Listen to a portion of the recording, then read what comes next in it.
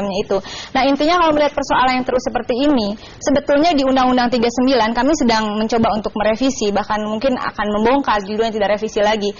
Tetap ada pasal-pasal yang saya pikir harus dipertahankan, bahwa pengiriman ke negara tujuan itu adalah yang punya perjanjian tertulis kita dengan negara yang dimaksud. Kemudian yang kedua adalah bahwa negara yang dituju itu memberikan kepastian perlindungan hukum. Jadi kalau memang tidak punya mekanisme hukum yang bisa menjamin perlindungan kepada warga negara kita, jangan dikirim ke sana. Jadi intinya bahwa dengan kasus Saudi ini, saya pikir ini pemimpin Ormas Islam sudah mengatakan, pemerintah daerah sudah mengatakan, DPR mayoritas juga meminta bahwa moratorium pengiriman sementara ke Saudi itu harus segera dilakukan.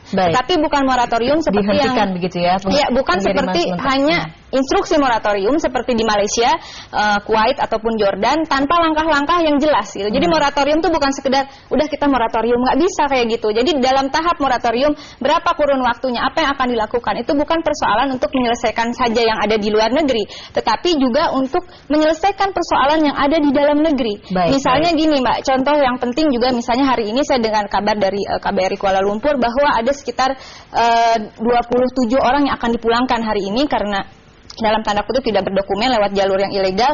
8 orangnya ini berasal dari PT Nur Aini Indah Perkasa.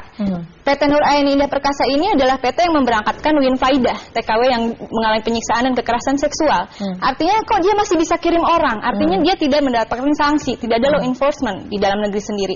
Nah, dalam posisi moratorium ini yang bisa dilakukan sebetulnya. Baik, sebelum kita membahas masalah peraturan, kemudian juga sanksi terhadap PJTKI, kembali ke masalah TKI yang tinggal di kolong jembatan ini, Pak Jumhur, sebetulnya problemnya di mana? Apakah memang masalah dana?